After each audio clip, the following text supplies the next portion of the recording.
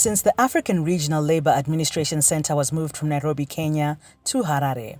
The Zimbabwe government has supported the centre with resources which include funding for the maintenance of the centre. We are really privileged as a country to have the honour to host the African Regional Labour Administration Centre, which is situated 32 kilometers along the Harare-Bulawayo Highway. The centre was initially established in Kenya, but moved to Harare in 1982, and ever since the centre has produced very high caliber labour administrators across the member countries of the African Regional Labour Administration Centre. Over the years, we saw the decline of the centre due to budgetary constraints. It's a combination of factors which contributed to dilapidation of infrastructure, so much that we had participants who were now shying away from attending courses at ARLAC. We then engaged the International Labour Organization, ILO, to carry out an analysis assessment of what went wrong at the centre and also to recommend the way forward. A report was produced by the consultant, and the member countries met in Walvis Bay, Namibia, and deliberated on the recommendations by the ILO. And this has come to be known as the re-engineering exercise. The re-engineering exercise saw the Zimbabwe government undertaking extensive rehabilitation and construction works to improve infrastructure at the centre.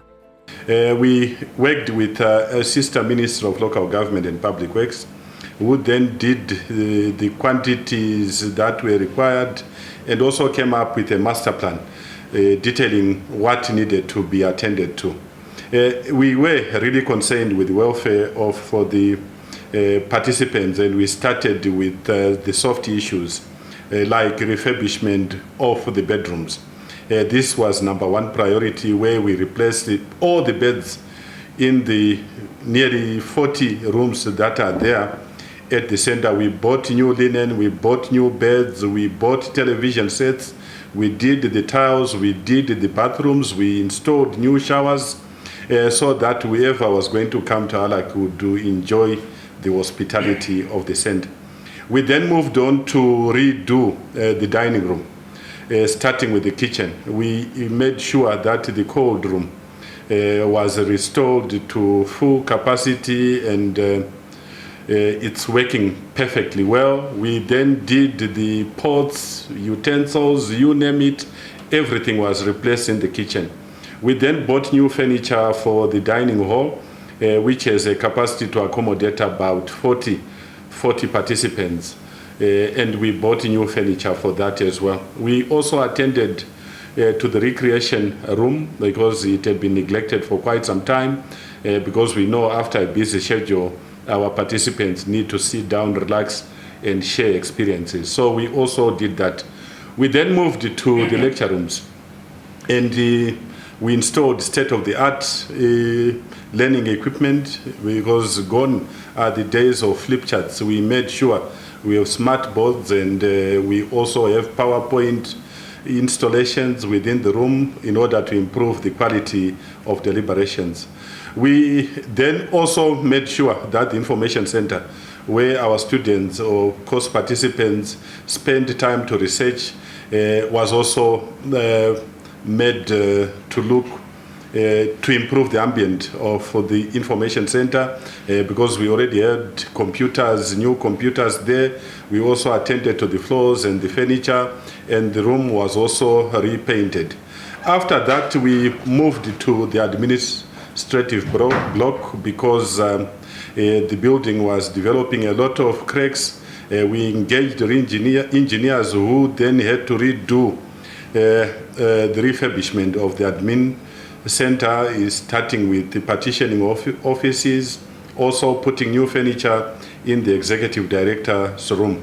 We then started to also look at the general outlook of the center, the gardens, to make sure there is running water, and also to rehabilitate the borehole. After that, because we are also concerned as a government with the safety of the participants who come to the center, we had to attend to the general security of the area by making sure we put up a guard room at the entrance and also redid the gate. The rehabilitation and construction works have turned ARLAC into a world-class facility offering world-class labor administration training. Work in progress includes landscaping and the driveway. Already we have seen delivery of the necessary bricks that will be required and other materials that will be required to redo the driveway. We made use of the contributions made by Kenya and Nigeria amounting to $20,000 US. And in line with the African Agenda 2063, which calls upon us as Africans to strengthen our institutions, I think ARLAC is a living example where we should all pour our resources together and improve this center, which will see us producing practitioners in the labor administration field the world over. Most of those who have risen to join the ILO, some of them pass through this ARLAC center, and I want to appeal to all member countries to honor their subscriptions.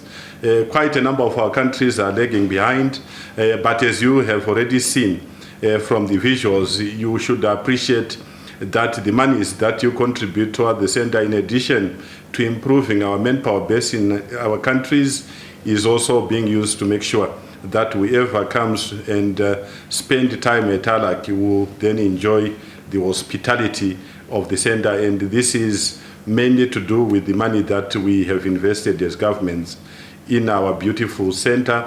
And really, I really want to say, let's follow the footsteps of Nigeria and Kenya, and of course Zimbabwe, because we have made sure on an annual basis, ARLAC will always remain on the budget of the Ministry of Public Service, Labour and Social Welfare. As the host country, we have that commitment to make sure we continue to improve and maintain infrastructure at the center. The African Regional Labour Administration Center in Harare is ready to welcome participants to enjoy the new world-class facilities following the extensive re-engineering exercise. Welcome to Harare. Welcome to ARLAC.